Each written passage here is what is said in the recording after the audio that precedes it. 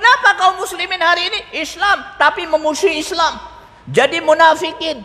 Umat Islam baru mengatakan la ilaha illallah atau bendera la ilaha, dimusuhin. Kenapa? Tidak faham la ilaha illallah. Kenapa ada ulama-ulama kalau diikuti bawa kita ke neraka? Tidak faham la ilaha illallah. Maka intinya adalah memahami la ilaha illallah. Kalau dia faham, fa insyaallah jalannya lurus. Kalau nggak faham, menuju kepada kehancuran. Orang dolim itu siapa? Ternyata dua kelompok. Kelompok yang pertama ahli maksiat, diadab oleh Allah. Kelompok yang kedua kaum muslimin yang taat, tidak pernah melakukan maksiat, tapi dia punya satu kelemahan. Apa itu? Tidak mau amal ma'ruf nahi munkar. Diadab oleh Allah.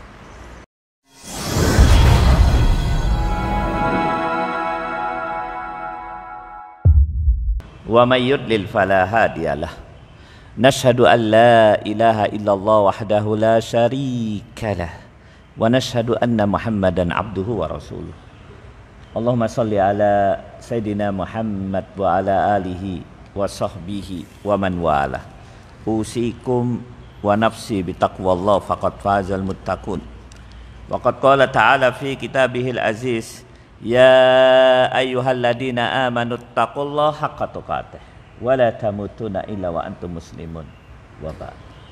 Iman fiddin rahimakumullah. Alhamdulillah kita jumpa lagi. Mari kita berdoa kepada Allah Subhanahu wa taala, semoga perjumpaan yang kita lakukan ini memberikan manfaat bagi kita semuanya. Yang pertama. Yang kedua, perjalanan dakwah lewat masjid ini yang sedang sama-sama kita rintis. Dan ini satu aktivitas yang sangat istimewa, ya. Allah Subhanahu wa taala berfirman, "Falamma nasu ma dzukiru bih anjaynal ladina yanhauna 'anis su wa akhadnal ladina dzalamu bi'adabin ba'is." Istimewa. Allah berfirman di dalam surat 7 ayat 165. Dan ini sudah bisa kita lihat, ya. Apa kata Allah? Pada saat dakwah dilakukan oleh ahlud dakwah lewat masjid atau lewat apapun, terutama basisnya masjid, maka apa kata Allah? Aku datangkan bencana. Dan apa kata Allah? Anjaynal ladina yanhauna 'anisu wa akhadnal ladina dzalamu bi'adabin ba'is. Waktu bencana datang, apa kata Allah? Yang aku selamatkan kelompok yang pertama, yaitu kaum muslimin yang peduli terhadap amal ma'ruf nahi munkar dan dakwah. Yang aku adab orang-orang dolim. Saya buka tafsir. Orang dolim itu siapa? Ternyata dua kelompok. Kelompok yang pertama ahli maksiat, diadab oleh Allah. Kelompok yang kedua kaum muslimin yang taat, tidak pernah melakukan maksiat, tapi dia punya satu kelemahan. Apa itu? Tidak mau amal ma'ruf nahi munkar. Diadab oleh Allah. Betul, betul. Coba lihat di Lombok.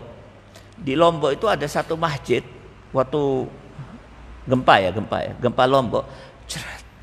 Rubuh, 40 orang dalam masjid itu meninggal. Wah, mereka lagi ngaji. Saya yakin betul mereka bukan ahli maksiat. Dan saya yakin betul salah satu kelemahan mereka tidak peduli terhadap dakwah. Dan memang betul, kalau antum jalan ke Lombok, di bandara saja, Selaparang ya, nama bandaranya kalau nggak salah, itu tidak jauh berbeda dengan Ngurah Rai, ya, bandara yang ada di kota di Pulau Bali. Apa yang terlihat? Banyak turis yang setengah telanjang. Ya. Saya tahu karena saya orang NTB. Lombok itu kota istimewa, pulau istimewa, pulau 1000 masjid, ya, di mana ada masjid dan bangunan yang paling indah, paling mewah di setiap tempat masjid. Nah, tapi ada satu kelemahan, tidak peduli terhadap dakwah kecuali mereka yang mendapat rahmat Allah Subhanahu wa taala. Maka iman fillah rahimakumullah, apa yang sedang kita lakukan di sini satu hal yang sangat istimewa. Mudah-mudahan acara ini bisa memberikan manfaat buat apa yang kita lakukan. Dan yang terakhir, kita berdoa kepada Allah Subhanahu wa taala semoga apa yang kita lakukan memberikan manfaat kepada kaum muslimin. Kemudian Ikhwan Fiddin rahimakumullah, saya ingin menyampaikan satu persoalan penting ya. Sebenarnya waktu saya duduk di sini nih, kemudian berbicara di hadapan Anda, di leher saya ada akidah. Akidah yang mengikat saya. Anda pun yang duduk di sini walaupun hanya menjadi pendengar, di leher Anda ada akidah. Akidah apa ya Ustadz? Di leher saya ada satu akidah dan itu dijelaskan oleh Allah di dalam surat 2 ayat 174. Apa kata Allah? Innal ladzina yaktubuna ma anzalallah minal kitab wa yashtaruna bihi tsamanan qalila ulaika ma ya'kuluna fi butunihim illa an-nar wa la yukallimuhumullahu yaumal qiyamah wa la yuzakkihim wa lahum adzabun alim. Masya Allah. Ini ayat ini mestinya pertama kali belum akil balik kita sudah dengar. Apa kata Allah? Orang-orang yang menyembunyikan ayat-ayat Allah dan menjual dengan harga murah. Menyembunyikan ayat Allah itu orang kafir, Nasoro dan lain sebagainya. Termasuk dai yang tidak menyampaikan ajaran Islam. Padahal dia tahu masyarakat menghajatkan, situasi menghendaki dia menyampaikan. Dia tahu, tapi dia tidak mau menyampaikan. Dan dia tahu umat itu butuh. Apa kata Allah? Ma ya'kuluna fi butunihim illan nar. Nanti di api neraka, dia akan menjadi orang yang paling sengsara. Siapa dia? Dai. Kenapa? Tidak makan kecuali api neraka. Menu utamanya api neraka. Wala yukallimuhumullahu yaumal qiyamah. Tidak disapa oleh Allah. Musibah besar enggak disapa oleh Allah. Wala yuzakkihim, tidak mendapatkan tazkiyah, referensi dari Allah untuk keluar dari api neraka. Karena orang mukmin itu, orang Islam disiksa untuk dikeluarkan, dimasukkan jannah. Dia tidak dapat tazkiyah. Walahum adzabun alim, dan dia akan mendapatkan adab yang pedih dari Allah Subhanahu. Jadi dai itu tidak enak. Dia akan mendapatkan orang yang akan menjadi bagian yang paling sengsara nanti kalau dia menyembunyikan ayat Allah. Maka seorang dai punya akidah apa? Sampaikan semuanya. Apa yang menjadi perintah Allah, sampaikan. Anda punya akidah. Apa akidah Anda? Ustadz, saya cuma duduk-duduk. Iya, di atas leher Anda ada akidah. Apa itu? Dijelaskan oleh Allah di dalam surat An-Nur. Surah 24 ayat 51. Apa kata Allah? Innama kana qaulal mu'minin idza du'u ilallahi wa rasulih liyahkuma bainahum ayyaqulu sami'na wa ata'na. Sesungguhnya orang mukmin kalau sudah mendengar ayat Allah, dia punya akidah apa itu? Saya dengar dan saya taat. Hari ini saya faham, hari ini saya amalkan. Tidak ada kesenjangan antara amal, faham dan amal. Ya, saya faham. Amal, mben. Sesuk mben. Ditanya, orang Balikpapan ditanya, kapan kau amalkan? Nanti. Kalau sudah jadi ibu kota katanya.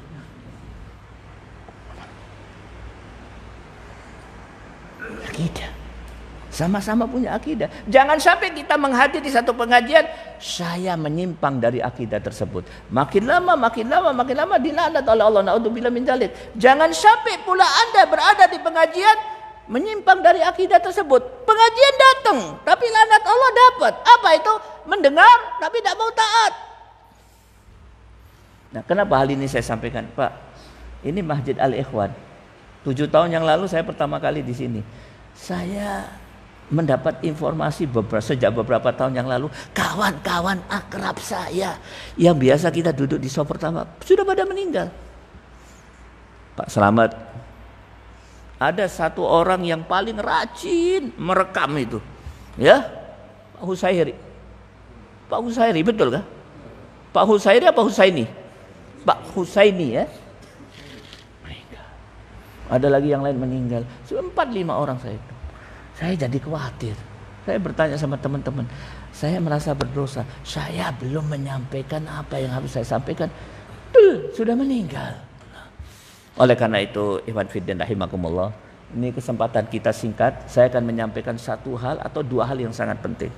Setelah itu kita nggak ketemu lagi, nggak apa-apa. Nggak kesini lagi, nggak apa-apa. Saya berani, ya, yakin betul kematian akan menghalangi kita. Dan saya khawatir nanti tahu, walaupun saya masih hidup, tahun depan mau kesini rodok minder titik. Orang kampung datang ke ibu kota. Nah, maka sebelum rasa minder itu muncul, saya akan sampaikan dua hal yang penting. Dan ini menindaklanjuti apa yang saya sampaikan tadi. Ikhwan fillah rahimakumullah. Kemarin kita sepakat. Ini zaman fitnah. Kesesatan ada di mana-mana. Kita gampang menjadi sesat. Kesesatan itu kata Rasulullah lebih dulu datang sebelum matahari terbenam. Yusbihu rajulun mu'minan wa yumsi kafiran. Nah, keluarga pun bisa sesat. Kemarin sudah saya sampaikan, terapi yang paling utama berdoa kepada Allah Subhanahu wa taala. Yang kedua, ikhtiar. Apa ikhtiarnya? Wa anna hadza sirati mustaqiman fattabi'uh. Inilah jalan yang lurus. Ikuti jalan yang lurus. Wala tattabi'us subula. Jangan mengikuti jalan yang sesat. Tepat sekali ayat ini. Karena kita berada dalam kesesatan. Kesesatan semua lini. Akidah dirusak.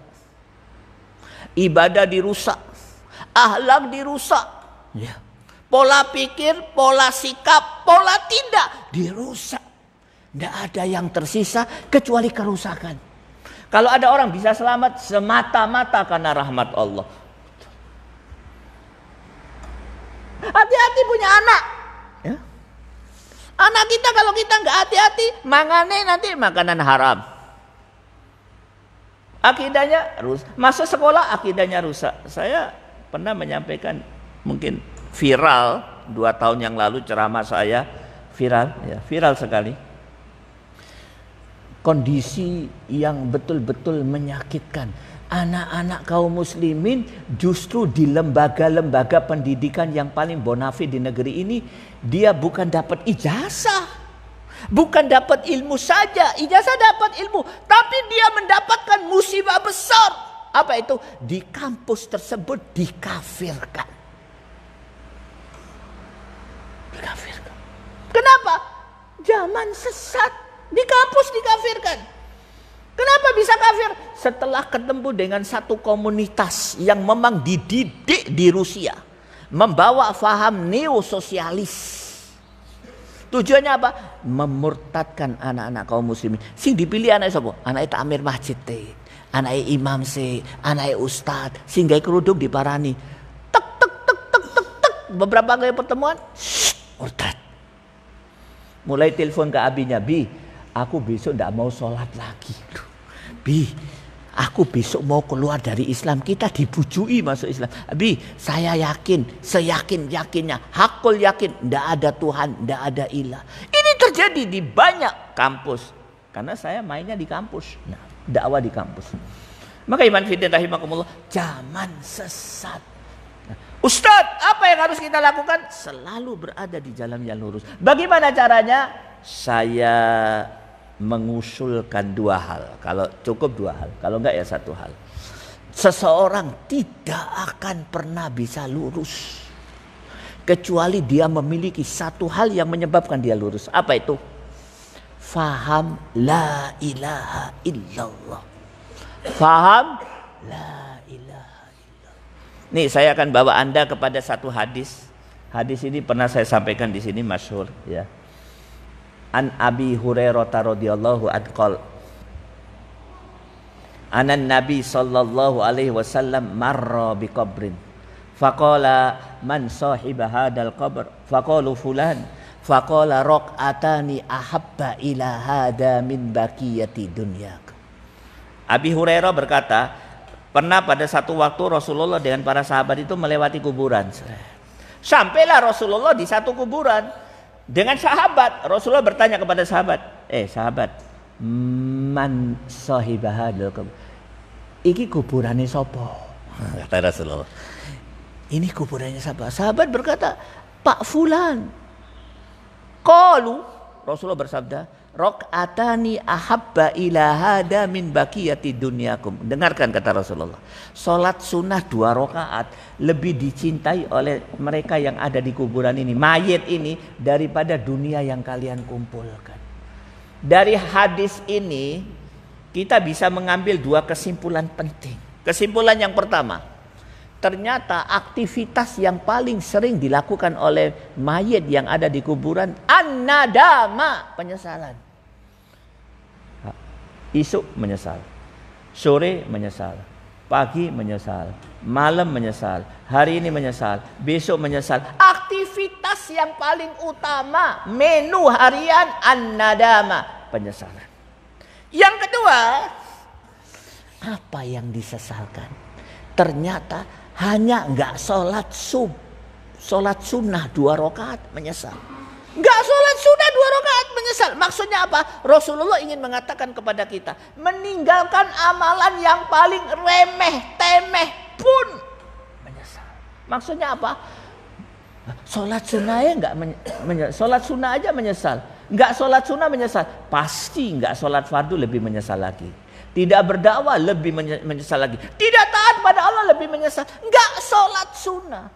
Biasanya di dalam hadis, untuk menunjukkan satu amalan kecil itu diumpamakan dengan sholat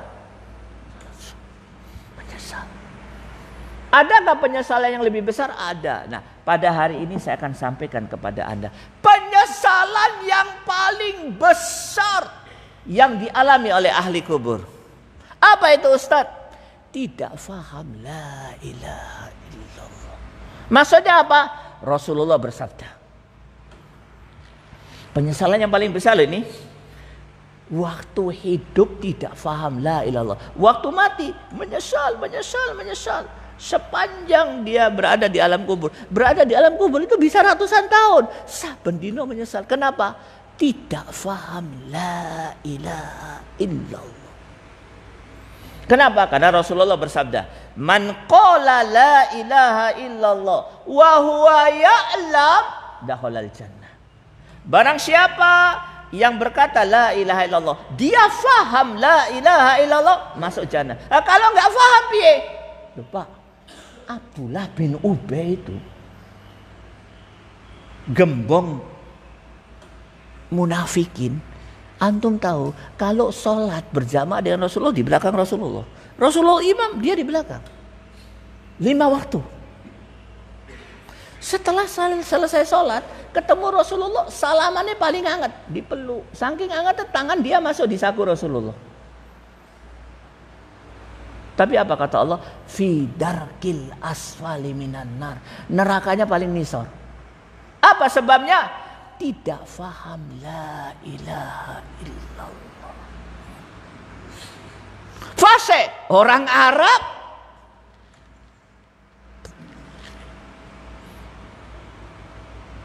tahu artinya, tahu, tapi enggak faham maknanya. Allah Subhanahu wa taala berfirman di dalam surat Muhammad ayat 19. Apa kata Allah? Fa'lam annahu la ilaha illallah. Islam dasarnya la ilaha illallah.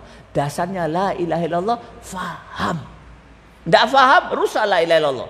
Rusak la ilaha illallah, rusak Islamnya. Nah, pada kesempatan yang singkat ini, karena saya khawatir kita akan berpisah.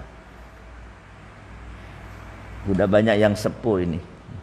Saya pun sepuh. Ya. Sekarang orang mati cepat sekali. 50 tahun, wes.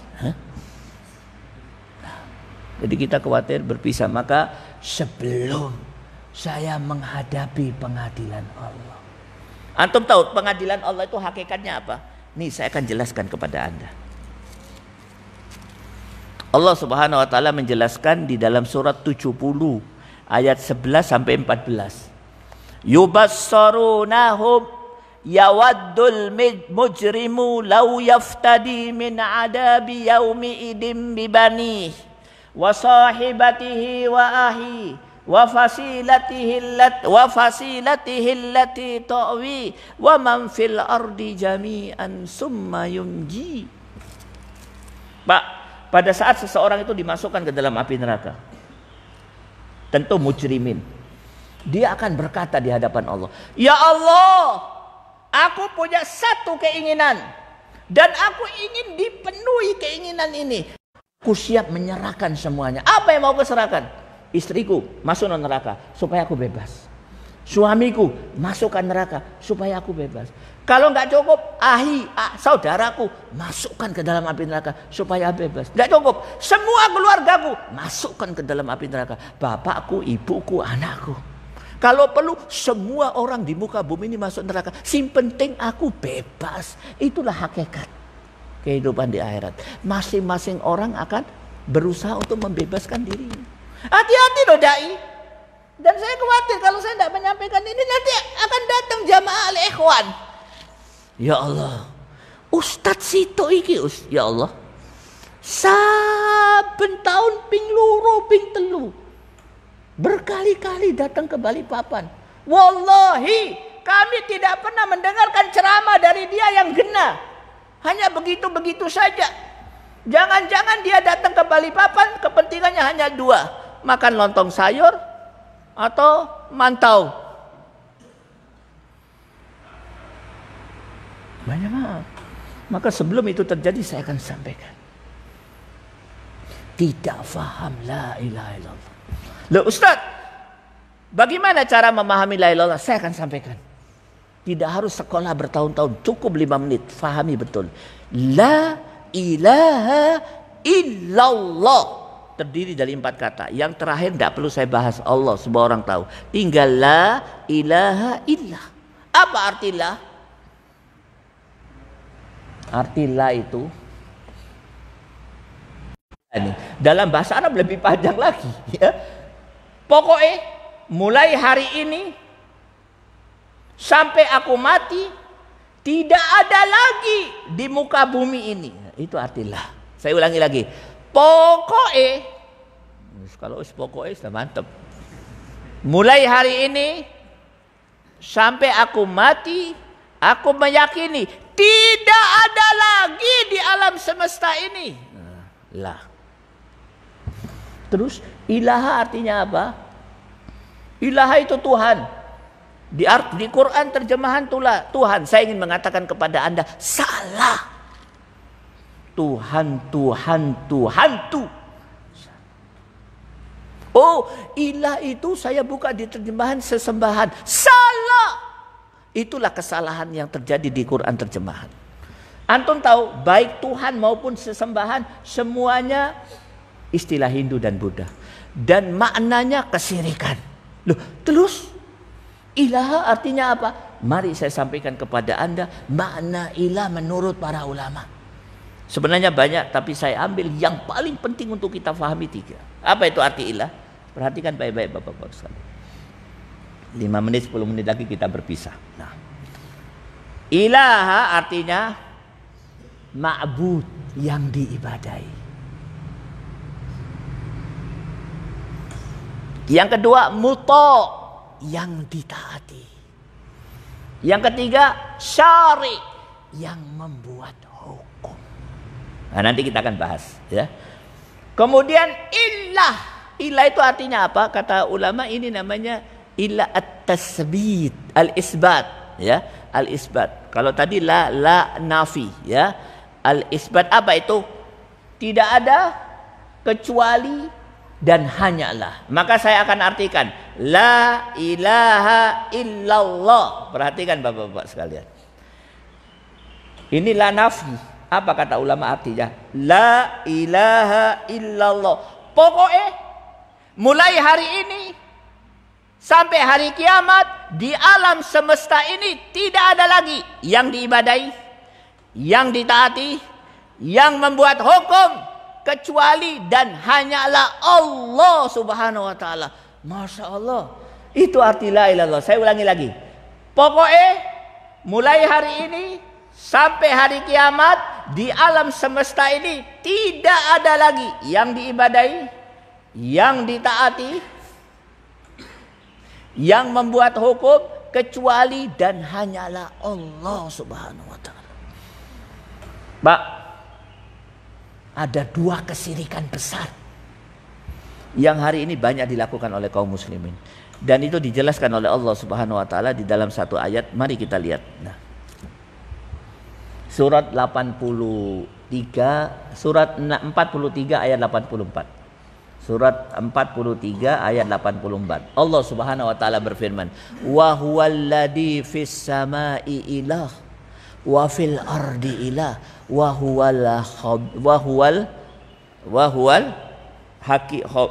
huwal hakimul alim." Ya, hakimul alim apa hakimul khabir? Alim.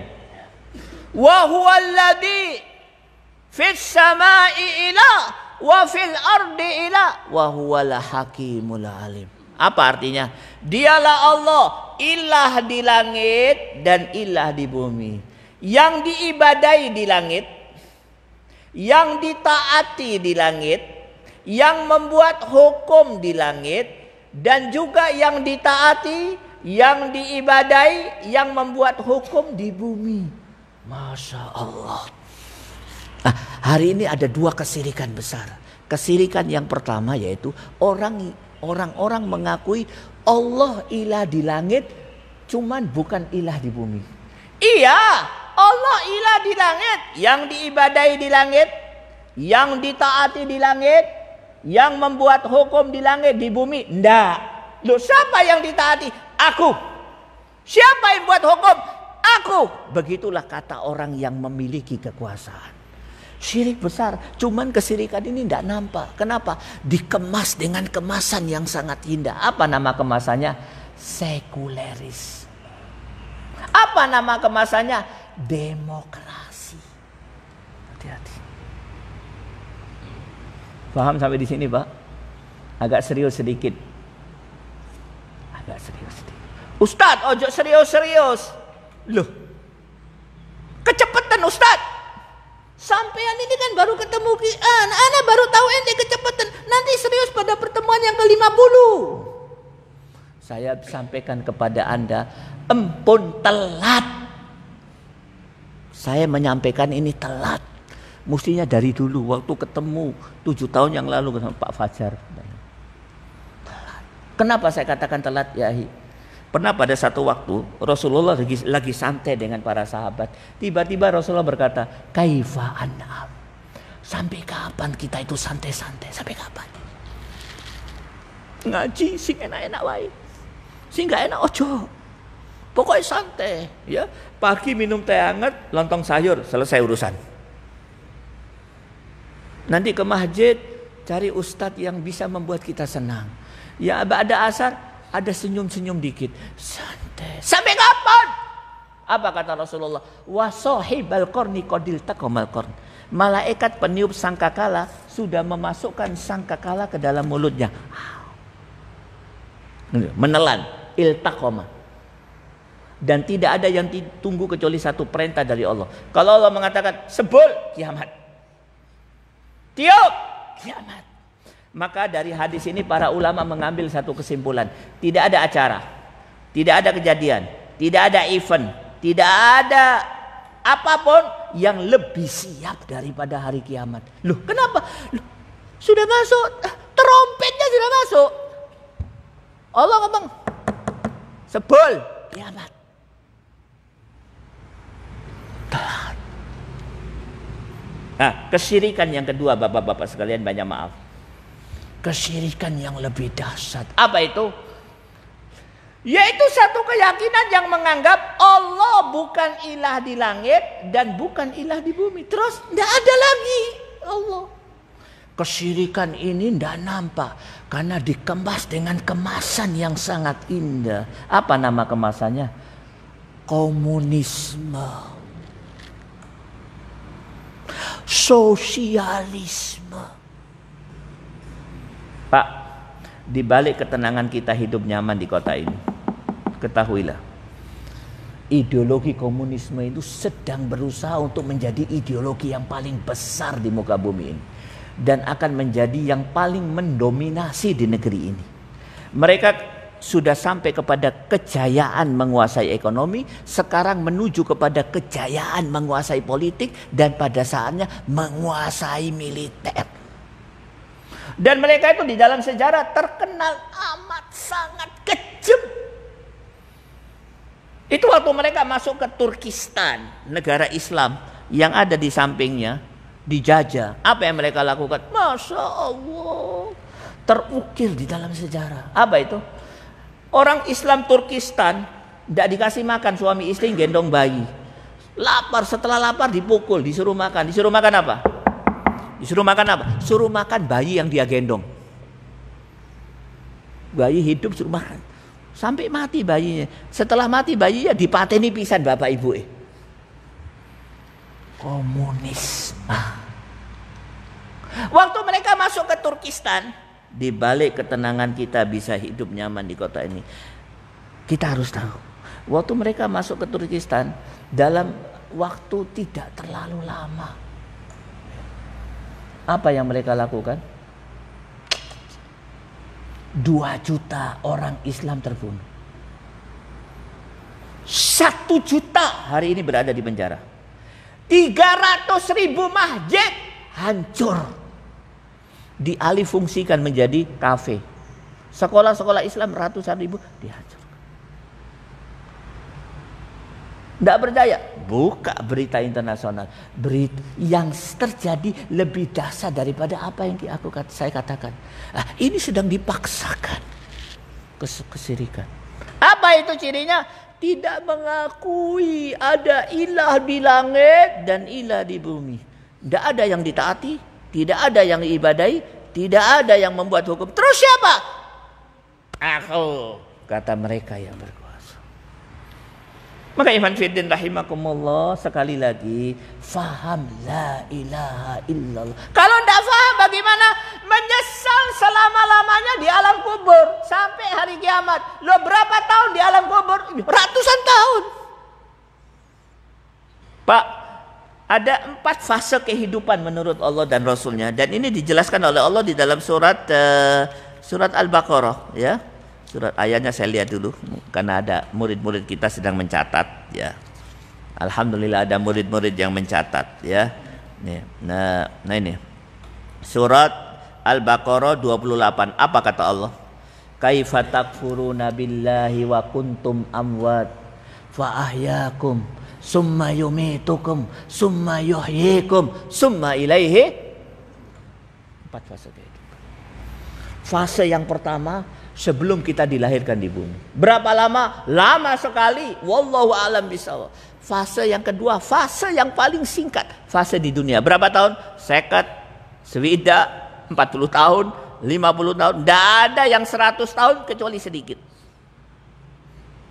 Fase yang lama lagi, yaitu fase antara dia meninggal sampai kebangkitan. Fase di alam barzah, ratusan tahun, ribuan tahun. Dan yang paling lama sekali, fase di akhirat, sejak dibangkitkan selama-lamanya.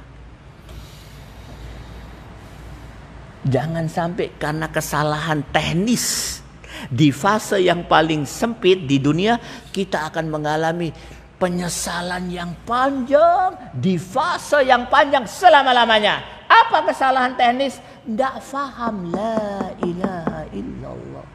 Ustadz, ada gak orang yang faham la ilaha illallah? Ya ada lah. Oke, titik jan. Siapa di antaranya? Nih saya akan sampaikan. Ustadz Abu Bakar Ba'asyir. Beliau itu di penjara 15 tahun. Umurnya tahu, di atas 80 tahun. Ada yang mengatakan 79, 80, 81, ya sekitar itu. Antum tahu, dia kena 3 penyakit yang sangat serius. Penyakit yang pertama, tidak bisa duduk. Duduknya harus pakai ban dalam. Ada masalah di tulang punggung. Yang kedua, aliran dari kaki ke atas, naik atau tidak bisa berjalan karena pembuluh venanya bermasalah. Dan kakinya bengkak, sakit sekali. Dan yang ketiga, asma, kronis. Nah, sakit. Orang seperti itu, Pak, tidak ada yang paling diinginkan kecuali kebebasan. Dan orang sakit seperti itu tidak ada yang diinginkan kecuali dirawat istri tercinta. Tanya Pak Fajar, iya Pak? Beliau bisa bebas, tapi untuk bebas harus mengakui tidak ada ilah di atas bumi ini. dia lebih bagus mendekam berurat berakar di penjara daripada kebebasan. Apa kata dia? Di sini lebih nyaman buat saya untuk menghadapi hari kebangkitan daripada harus bebas mengakui ada ilah selain Allah Subhanahu wa taala. Orang paham la ilaha, tapi banyak kaum muslimin tidak paham la ilaha illallah. Oleh karena itu bapak-bapak sekalian, saya nasihatkan kepada diri saya juga buat anda sekalian, mari kita pahami la ilaha illallah. Ustadz, saya kurang paham, coba kasih penjelasan. Oke, biar Allah yang ngasih penjelasan. Saya akan mengajak antum melihat pemandangan. Kata buyar ya, jam kerja ya. Oke, 2 menit lagi. Sabar ya. Saya akan mengajak anda melihat pemandangan. Pemandangan di mana lagi Ustadz? WBL kah? Yang lagi ngetren Jawa Timur WBL. Wisata Bahari Lamongan. Buat apa ngajak ke WBL? Tambah stres kita. Lihat orang mandi telanjang. Pemandangan di mana? Di Jawa. Loh, Jawa kan sudah jadi kampung. Pemandangan di akhirat. Mari kita buka, nanti sampai rumah dibaca surat 26 ayat 97 98. Iya, betulkah? Ini sudah faktor usia, Pak. Ya. Sering lupa. Coba satu orang ada yang bawa Quran kau. Sabab, tulab, kau bawa Quran. Baca, ya. Surat 26. Ya, betul. Ayat 97 98. Allah in kunna lafi dhalalim mubin id nusawwikum bi rabbil alamin. Ayat ini menceritakan, perhatikan Pak. Waktu itu berkumpullah ahli neraka di dalam neraka. Ya tentu berkumpul mereka cangkruk. Tapi cangkruknya beda dengan kita. Kalau mereka cangkruknya dengan darah, air mata, siksaan. Pada saat mereka cangkruk, salah satu ahli neraka berdiri. Dan dia berkata, Tallah in kunna lafi dhalalim mubin. Sambil menangis, mengeluarkan air mata darah yang terjadi lebih dahsyat daripada apa yang bisa saya lukiskan. Neraka loh ini. Dia berkata di hadapan teman-temannya, konco-konco, para sedaya ingkang mulya, konco-koncoku, kita ini orang yang paling sesat. Loh kenapa? Di dunia sesat, mati masuk neraka. Tidak ada manusia yang paling sial di muka bumi ini kecuali kita. Kita inilah orang sial. Ibadah kita tidak ada manfaatnya. Buktinya masuk neraka. Harta kita tidak ada manfaatnya. Orang mukmin itu punya harta untuk membeli keridhaan Allah, membeli jannah. Kita ini tidak payu harta kita. Buktinya apa? Kita masuk neraka. Manusia yang paling malang semalang-malangnya kita. Paling sial kita. Tahukah Anda, kata dia, kenapa kita di begini? Hancur hidup kita. Inilah kehancuran yang paling hancur. Masuk neraka. Tahukah Anda kenapa kita begini? Rodok pinter titik ini. Dia menjawab. Jawabnya apa? Sambil tangannya itu nunjuk. Yang ditunjuk ahli neraka yang lain. Ya manusia sesama manusia. Itnusawwikum birabbil alamin. Kita sial di dunia, mati masuk neraka. Itnusawwikum birabbil alamin. Karena kami mempersamakan kau ahli neraka sama dengan Allah. Gara-gara itu kami masuk neraka. Saya buka tafsir, 10 tafsir kurang lebih. Tidak ada satu tafsir pun yang mengatakan mempersamakan manusia yang ada di neraka dengan Allah dalam hal pencipta Anda. Kenapa? Karena ahli neraka sudah sampai pada satu keyakinan bahwa pencipta alam semesta orang kafir saja Pak, selama hidup di dunia ini, wala in sa'altahum man khalaqas samawati wal ard la yaquluna Allah. Apabila engkau bertanya kepada orang kafir, siapa yang menciptakan alam semesta? Pasti mereka menjawab Allah. Ahli neraka juga sudah sampai kepada keyakinan, masuk neraka itu iman kembali. Tidak percaya? Mari kita utus bapak kita. Biar suruh ngutus anak muda yang paling kuat. Datang ke gereja yang paling gede di Balikpapan. Ketemu sama pendetanya Paulus. Lus, yang menciptakan alam semesta ini Yesus kah? Apa kata Paulus? Bodoh pula kau. Yang menciptakan bukan Yesus, tapi Allah. Tangannya begini. Maksudnya Allah. Karena tidak pernah makan kurma jadi Allah. Maksudnya Allah. Terus mempersamakan ahli neraka dengan Allah dalam hal apa? Semua tafsir yang saya buka 10 mengatakan fil ito'ah, dalam hal ketaatan. Maksudnya apa? Kami masuk neraka, sial di dunia, sesat di dunia, masuk neraka karena satu kesalahan, tidak taat kepada Allah tapi taat sama kau manusia. Pak, sebab utama di antara sebab-sebab utama seseorang masuk ke dalam neraka, tidak taat kepada Allah, taat kepada manusia. Kenapa manusia itu ditaati?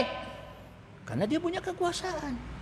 Dan kekuasaannya bertolak belakang dengan perintah Allah, bertolak belakang dengan Al-Quran. Hati-hati. Maka iman fiddin rahimakumullah, orang kalau faham la ilaha illallah menjadi the best. Seperti apa the bestnya? Nih, Ramadan kemarin saya cerita di Namiro. Saya ingin sampaikan di sini supaya pemahaman Al-Ikhwan dengan Namiro sama ya. The best ya. Pak, pernah dengar ada seorang sahabat awalnya bandit nomor wahid, namanya Ikrimah bin Abu Jahal. Sahabat ini kurang apa? Bandit nomor wahid. Bapaknya bandit nomor wahid Abu Jahal, yang kemudian dibunuh di perang Badar. Yang bunuh anak kecil, nah, Muslim. Dia bandit nomor wahid. Yang ketiga, provokator nomor wahid. Ikrimah dengan istrinya itu keliling ke kota Mekah, bujui orang supaya memusuhi Rasulullah. Dan dia komandan peperangan, beberapa peperangan untuk membunuh Rasulullah dan menghancurkan kaum muslimin. Waktu Rasulullah futuh Mekah, semua kaum muslimin diampuni oleh Rasulullah. Tapi kata Rasulullah, beberapa orang saya tidak ampuni, bawa ke sini untuk dipotong lehernya. Salah satunya siapa? Ikrimah bin Abu Jahal. Tahu begitu Ikrimah lari seret sejauh-jauhnya mau nyebrang menuju ke Afrika. Istrinya masuk Islam. Istrinya tokoh juga. Setelah masuk Islam, malam-malam istrinya datang kepada Rasulullah bersama rombongan. Ya Rasulullah, kami sudah Islam. Ada satu permintaan kami ya Rasulullah. Apa itu? Maafkan suami kami. Akhirnya setelah berpikir panjang kata Rasul, oke, suamimu tak maafkan. Ini strategi dakwah. Ini kerja super diplomat ya, untuk tokoh-tokoh tertentu dimaafkan. Dan keluarga dekatnya. Akhirnya istrinya Ikrimah lari, dia kejar suaminya. Suaminya sudah mau naik kapal nyabrang, dicegat. Udah balik. Duh, aku dibunuh. Enggak, kau sudah dimaafkan. Berangkatlah dia sampai di depan Rasulullah. Ikrimah syahadat. Asyhadu an la ilaha. Apa kata Ikrimah? Wallahi ya Rasulullah, dulu aku orang yang paling benci kau. Hari ini aku paling cinta kau. Dulu aku yang menjadi komandan perang untuk menyerang kau. Hari ini aku ingin hadir pada semua peperangan untuk membela kau. Ya Rasulullah, dulu aku orang yang paling banyak mengeluarkan duit untuk memerangi kau. Aku akan mengeluarkan hartaku 2 kali lipat untuk membela kau dan Islam. Kenapa dia bisa berubah seperti itu? Peperangan dia ikut. Sampailah pada perang Yarmuk. Pada peperangan Yarmuk musuh kuat sekali Romawi. Akhirnya apa yang dilakukan? Kaum muslimin kalah. Apa yang dilakukan oleh Ikrimah? Tertulis di dalam sejarah. Ikrimah membaiat 200 orang. Siap mati. Kata Khalid, Ikrimah ojo. Musuh kuat, tidak usah. Apa kata Ikrimah? Khalid, minggiro kan. Kau sudah terlalu banyak memimpin peperangan. Sudah terlalu banyak membela Islam. Aku belum apa-apa. Biarkan aku bayar segala kesalahan saya, kemaksiatan saya, kekafiran saya dulu dengan peperangan ini. Akhirnya perang. Syahid Ikrimah. Antum tahu syahidnya? Syahid yang paling bagus. Pernah dengar 3 orang yang dikasih minuman itu? Ada 3 orang dikasih minum, ditolak, dikasihkan lagi, meninggal. Ditolak, dikasih lagi, syahid. Ditolak lagi, syahid. Salah satunya Ikrimah bin Abu Jahal. Kenapa dia bisa begini? Dia faham la ilaha illallah. Kenapa kaum muslimin hari ini Islam tapi memusuhi Islam? Jadi munafikin. Umat Islam baru mengatakan la ilaha illallah atau bendera la ilaha dimusuhin. Kenapa? Tidak faham la ilaha illallah. Kenapa ada ulama-ulama kalau diikuti bawa kita ke neraka? Tidak faham la ilaha illallah. Maka intinya adalah memahami la ilaha illallah. Kalau dia faham, fa insyaallah jalannya lurus. Kalau nggak faham, menuju kepada kehancuran. Maka Ikhwan Fillah rahimakumullah, mungkin itu saja yang bisa saya sampaikan. Ya, cukup satu saja. Adapun yang kedua insya Allah kita bahas di waktu yang lain.